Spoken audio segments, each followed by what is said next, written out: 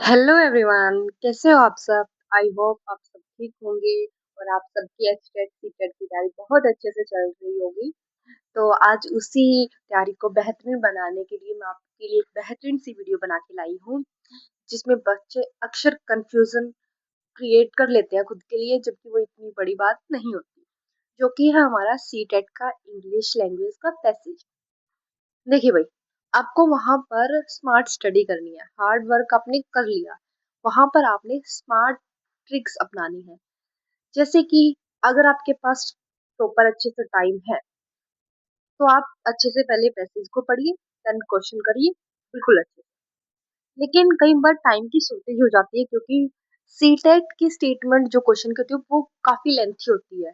Then जो option भी होते हैं वो डायरेक्ट नहीं होते हैं, कंफ्यूजन क्रिएट करते हैं, तो टाइम की थोड़ी शॉर्टेज हो जाती है। तो वहां पर हम पहले इतना लॉन्ग मैसेज पढ़े, देन उसके आंसर करे, तो ये थोड़ा सा हेडेक हो जाता है। तो वहां पर हमने स्मार्ट ट्रिक अपनानी है। जैसे ही हमारा लॉन्ग पैसेज देखा हमने, और पैसेज बेसिकली दो आते हैं, एक 7 नंबर का, एक 8 नंबर का। अब आपने क्या करना है, उस पैसेज को पहले दो भागों में डिवाइड कर लो। क्वेश्चन को, क्वेश्चन है जैसे एक तो पैसेज के अंदर से रिलेटेड जो है क्वेश्चन पूछे जाते हैं, एक आपके ग्रामर से पूछे जाते हैं।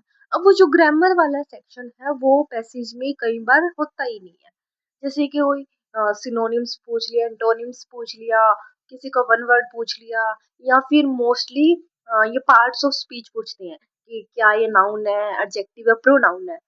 तो सबसे पहले उन क्वेश्चन को सॉल्व करें। 3 से 4 क्वेश्चन आपके वहीं इजिली सॉल्व हो जाएंगे। अब आपके माइंड में ये रहेगा कि मुझे सिर्फ 4 क्वेश्चन करने हैं। 4 क्वेश्चन के लिए भी आपने स्मार्ट ट्रिक अपनानी है, ना कि आपने एक लंबा सा रास्ता तय करना अगर आपके पास टाइम की शॉर्टेज है। तो पहले हम उस ग्रामर वाले सेक्शन पे चले जाते हैं, जहां पर आपने अपना कम से कम टाइम देना है 3-4 क्वेश्चन पे, जो कि है पार्ट्स ऑफ स्पीच। अक्सर सीटेट में देखने को मिलता है कि आपको एक लाइन दे देंगे, देन वर्ड को अंडरलाइन कर देंगे और आपसे पूछ लेंगे कि ये कौन सा पार्ट ऑफ स्पीच है। तो आप सबने बेसिकली रूल रेगुलेशन पढ़ रखे होंगे कि नाउन क्या है, प्रोनाउन जो नाउन की जगह आ जाए, एडजेक्टिव जो इनकी विशेषताएं बताए, है ना, और फिर एडवर्ब।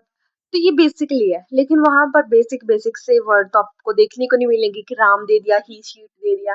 वहां पर आपको भारी भरकम से एक वर्ड देखने को मिलेगा, शायद आपने वो कभी सुना भी ना हो, देखा भी ना हो, है ना। तो वहां पर हमने ट्रिक अपनानी है।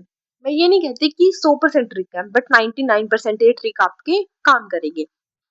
जैसा कि जहां पर भी आपको नाउन का केस देखना हो, तो वहां पर आप क्या कीजिए, शब्द के पहले तो जो स्टार्टिंग का वर्ड है उससे हमें कोई लेना देना नहीं है। शब्द के जो चार है, लास्ट के जो 4 वर्ड है, उन पे हमने काम करना है। जैसे कि अगर वर्ड के लास्ट में मेंट दिखे, MENT, शन दिखे, TION, या NESS दिखे, नेस, या फिर ITY, तो ये शब्द जहां पर भी दिखे आपको शब्द के लास्ट में, उसी वर्ड के लास्ट में जहां अंडरलाइन किया गया है, तो वो 99% या 100% ही नाउन पाएगा। ऐसे ही प्रोनाउन की हम ट्रिक बना सकते हैं कि जहां पर आपको हर, दे, मी ऐसे वाले क्वेश्चन मिले, और साथ में उनके कुछ स्पेसिफिक वर्ड भी होते हैं वो देखने को मिले, तो वहां पर आपका प्रोनाउन हो जाएगा, और वो हमेशा नाउन को क्वालिफाई करता हुआ भी दिखेगा। आपने ध्यान रखना इन चीजों का भी। नाउन के क्या हमने ट्रिक अपनाई है कि लास्ट में हमने मेंट देखना है, शन देखना है, नेस देखना है, और ITY, ये शब्द आपको जहां पर भी दिखे तो मान लेना कि वो नाउन आपसे पूछने का ट्राई कर रहा है। देन फिर हम आ जाएंगे अपने नेक्स्ट पार्ट पे, जो कि है एडजेक्टिव और एडवर्ब। तो बच्चा अक्सर यहाँ बड़ा कंफ्यूज रहता है, क्योंकि वहां पर उसको इजीली तो शब्द देखने को नहीं मिलेंगे, वहां पर भी आपको डिफिकल्ट शब्द देखने को मिलेंगे। तो उसके लिए भी मैंने ऐसे ही कुछ वर्ड्स लिखे हैं, जो कि है ये वाले। एडजेक्टिव वर्ड के पीछे आपको लास्ट में फुल देखने को मिलेगा, OUS अस देखने को मिलेगा, IVE, या फिर एबल, ABLE, ये चारों वर्ड देख लीजिए ध्यान से और याद करके जाने इनको। एडवर्ब के लास्ट में आपने LY देखने को मिलेगा, कि LY वाले देखते ही हम एडवर्ब लगा देते हैं, लेकिन यहाँ पर एक छोटा सा और गोल्डन रूल है जो मैं आपसे डिस्कस करूंगी। देन वाइज देखने को मिलेगा आपको, WISE, और वेयर देखने को मिलेगा। अब एल वाई का क्या फंडा है यहाँ पर समझ लो। ये एल वाई अगर आपके नाउन दिखे ना कि नाउन के साथ ऐड हुआ है तो वो नाउन की कैटेगरी में चला जाएगा और वो एडजेक्टिव की फॉर्म में चला जाएगा।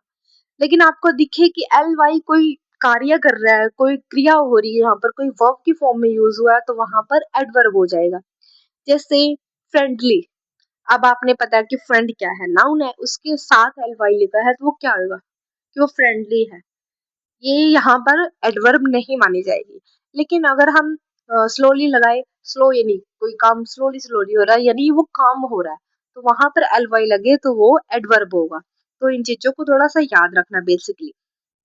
तो ये थे भाई कुछ रूल्स जो आप याद कर लेना, कुछ वर्ड्स शायद आपके एग्जाम के पॉइंट ऑफ व्यू से काम आ जाए और वहां पर आपका टाइम बच सके, क्योंकि कई बार हम वर्ड देख के भी पहचान लेते हैं तो हमारा टाइम बच जाता है ना।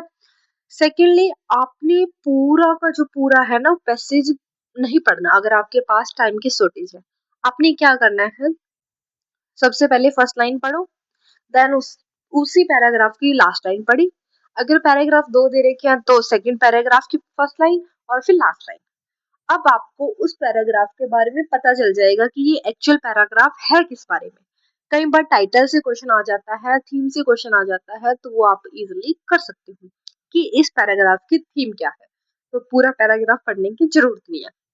देन आपने क्या करना, आप 2 से 3 क्वेश्चन आपके रह जाएंगे पैराग्राफ से। आपने क्या करना है, क्वेश्चन को पहले रीड करना है। क्वेश्चन आपने देखा और आपने उसमें ये सोच लिया कि हाँ कि ये ऐसा पूछना चाह रहा है, और उसके कुछ ना कुछ वर्ड्स को स्कैन कर लिया क्वेश्चन के ही कि ये वर्ड आया है इसमें। देन आपने क्विकली एक स्कैनिंग देनी है उस पैराग्राफ को भी और उसमें वो वर्ड देखना है कि ये वर्ड कहाँ है। आपने स्कैनिंग का कंसेप्ट पढ़ा होगा हिंदी और इंग्लिश पेडागोजी में। हम क्या करते हैं, स्पेसिफिक कोई चीज ढूंढते हैं, है ना, किसी का फोन नंबर ढूंढ लिया, कुछ ढूंढ लिया, यानी हमें पता है कि एग्जैक्ट हमने क्या वर्ड देखना है। तो ऐसा ही फंडा यहाँ पर भी लगाना है। आपने क्या करना है, सेम वर्ड्स वहां देखो और वहां से फिर वो लाइन पिकअप कर लो, क्योंकि जो सी टेंट है ना वो कभी भी आपके मतलब गहराई से क्वेश्चन नहीं पूछता। वो जो पैराग्राफ में दिया है ना लाइन टू लाइन वही से क्वेश्चन आता है।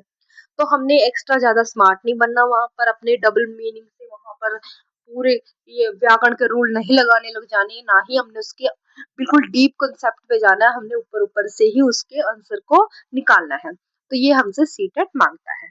तो चलिए भाई, वीडियो कैसी लगी बताना मुझे। अगर वीडियो अच्छी लगी